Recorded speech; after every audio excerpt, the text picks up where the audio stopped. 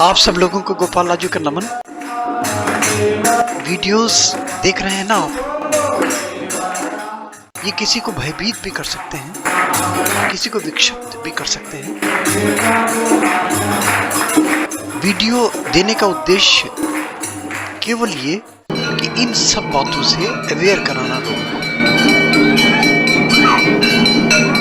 बहुत सारे लोग तो ये कहेंगे कि ये सब चीजें सुपरस्टिशंस की कैटेगरी में आती है, अंधविश्वास की कैटेगरी में आती है। अगर क्लिनिकली आप जाएंगे तो यही कहा जाएगा कि ये मनः स्थिति है, मानसिक रोग है और कुछ नहीं।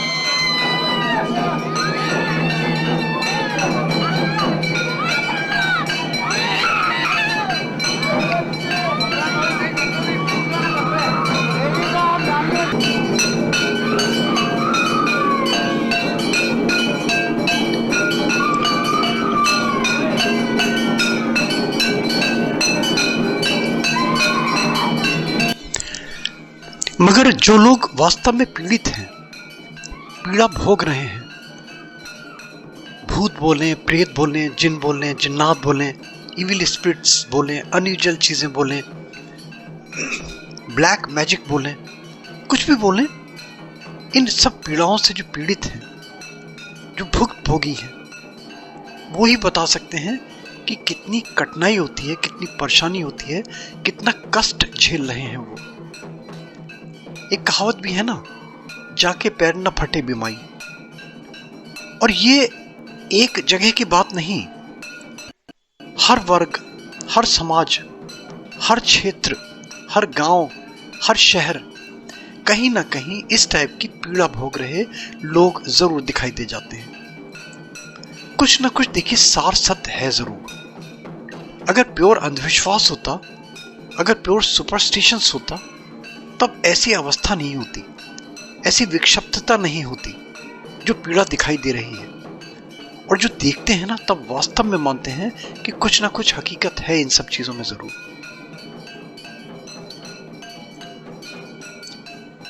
मेरे बाल सखा महंत प्रकाश नाथ शास्त्री जी सौभाग्य से मेरे घर आए, इनसे मैंने चर्चा करी। इन्होंने भगवान मकरध्वज का जिक्र किया। राजस्थान ब्यावर में स्थित है भगवान मकरध्वज का स्थान मंदिर भगवान का, गिने चुने मंदिर हैं। यहां पे एक दो नहीं, हजारों लाखों लोगों को जो इस टाइप की पीड़ा से दुख झेल रहे हैं, उनको मुक्ति मिली है। इस वीडियो में शास्त्री जी यही बताएंगे मंदिर क्या है, कहां है, इसकी गरिमा क्या है, भगवान मकरध्वज की कहानी क्या है। देखिए, भगवान मकरध्वज का जिक्र आया, एक स्टोन का भी चर्चा करूं, विषय नहीं है इस वीडियो का। देने का उद्देश्य ये, जो माचमणि की स्टोन विगत कुछ वर्षों से बहुत ही चर्चित हुआ। हमने इसका ऑरा स्कैनर पे करके देखा कि राहु के लिए बड़ा इफेक्टिव है ये। और जो इस टाइप के लोग पीड़ा भोग रहे हैं अनयूजुअल चीजों से, किसी के करे धरे से, ये स्टोन बड़ा कारगर सिद्ध हुआ। इसका वीडियोस भी डिस्क्रिप्शन में देख लेंगे, कई सारे वीडियो मिल जाएंगे। भगवान मकरध्वज से जोड़ा गया इस स्टोन को, यह भी देने का उद्देश्य, क्योंकि जिस फिश से उत्पत्ति हुई, प्राकट्य हुआ भगवान का, उसी के पेट से इस स्टोन का जन्म हुआ। ऐसी मान्यता, ऐसी आस्था, ऐसी कहानियां मिलती हैं। वीडियो देने का उद्देश्य ये कदापि नहीं किसी को भयभीत किया जाए, केवल अवेयरनेस के लिए, किसी को पीड़ा पहुंचाने के लिए, किसी को कष्ट पहुंचाने के लिए बिल्कुल भी नहीं। और हमें शास्त्री जी ने यह भी बताया कि अपनी इच्छा से, स्वेच्छा से, निस्वार्थ भाव से दे रहे हैं, ताकि लोगों को पता चले इस स्थान के बारे में। और भगवान न करे अगर कोई पीड़ा पा रहा है तो वहां से लाभ प्राप्त कर सके। वीडियो के एंड में देखिए ये भी बताएंगे कि अगर कोई व्यक्ति नहीं जा सकता, जो पीड़ा पा रहा है, जो भुक्तभोगी है, वो क्या करे, उसके लिए भी निदान बताया शास्त्री जी ने।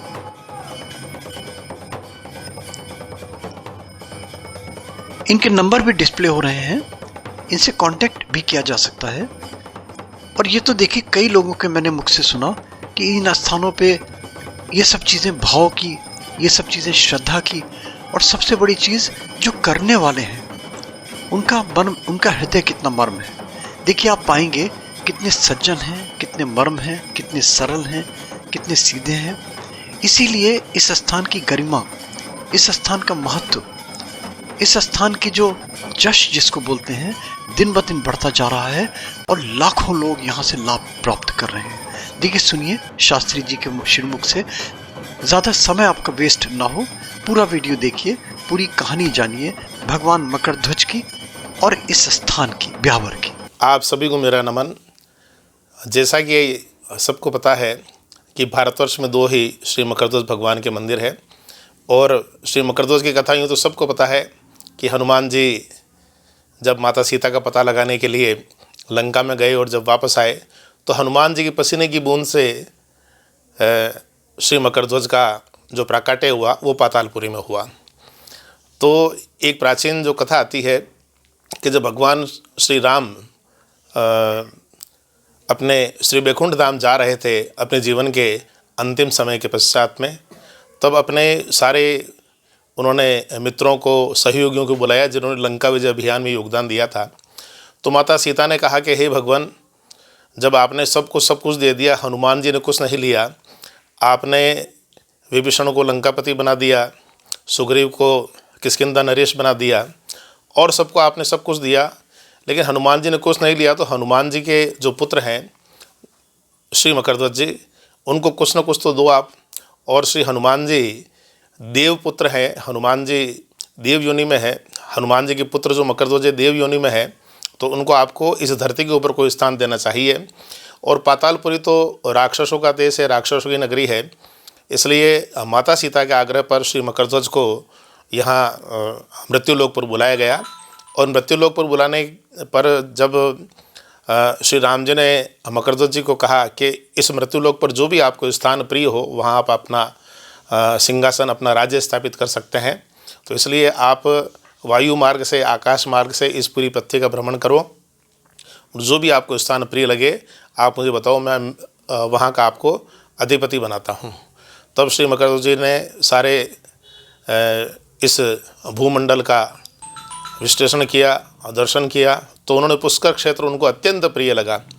तो श्री मकरध्वज जब श्री राम जी के पास में गए तो श्री राम जी से निवेदन किया कि मुझे पुष्कर क्षेत्र अत्यंत प्रिय है, मुझे यहाँ का अधिपति बना दिया जाए। तब श्री राम जी ने यह कहा कि यह तो आदि अनादिकाल से ही जगत पिता ब्रह्मा का स्थान है, इसलिए इस स्थान के अलावा तुम कोई भी स्थान बोलते हो तो मैं तुम्हें वहाँ का अधिपति अवश्य मैं बना सकता हूँ। तब श्री राम जी ने श्री मकरध्वज को जब यह सुझाव दिया, तब मकरध्वज ने कहा कि मैं जो पुष्कर क्षेत्र के पास का जो क्षेत्र है, क्या आप मुझे वहाँ का अधिपति बना सकते हैं।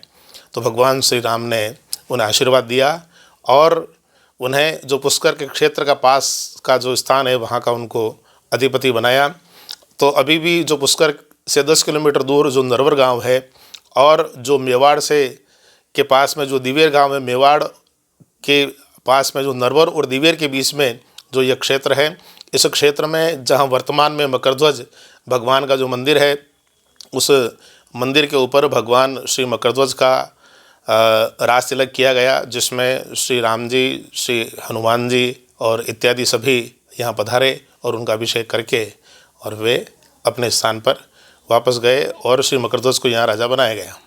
ये कहानी रिश्ता क्या है? जैसे यहाँ कहते हैं कि कोई किसी को ऊपरी असर है या कुछ और टाइप की चीज़ें हैं, तो इसका बड़ा अच्छा प्रभाव मिला यहाँ पे, ऐसा भी सुनने मिलता है क्या? हाँ, अब यूँ तो इसका बहुत सारा लंबा चौड़ा वृत्तांत है, अगर मैं बताऊँ तो उसमें पूरा एक दिन का समय लग सकता है, लेकिन संक्षेप में यही है इसका कि काल के क्रम में यहाँ पर एक कामध्वज नाम का राजकुमार था, उसके इस स्थान के ऊपर मृत्यु हो गई थी। तो उसके वह भगवान श्री राम का अनन्य भक्त था।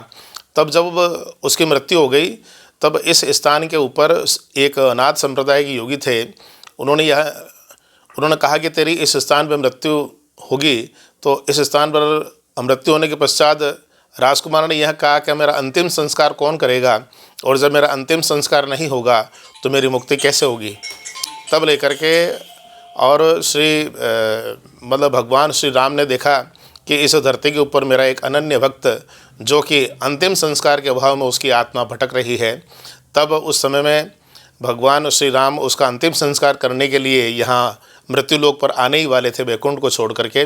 लेकिन उसी समय हनुमान जी ने इस बात को समझ लिया और भगवान श्री राम से कहा कि भगवान आप वैकुंठ में विराजिए, मैं जाकर के कामध्वज का अंतिम संस्कार करता हूँ। तब कामध्वज का जब अंतिम संस्कार श्री हनुमान जी ने इस स्थान पर किया और मलय पर्वत से चंदन की लकड़ियाँ ला करके हनुमान जी ने उसका अंतिम संस्कार किया। उस समय में जो आसपास के क्षेत्र की जितनी भी आत्माएं थी, जब उनको पता चला कि इस स्थान के ऊपर इस प्रकार से इनका मोक्ष हो रहा है, आत्माओं की मुक्ति हो रही है, तो कामध्वज की भी मुक्ति हुई।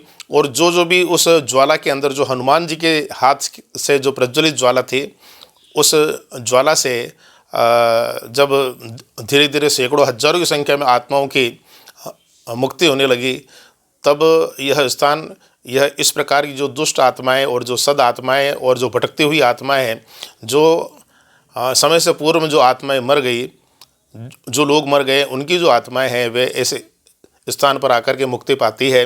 उसी समय से यह आत्माओं का मुक्ति स्थान बन गया।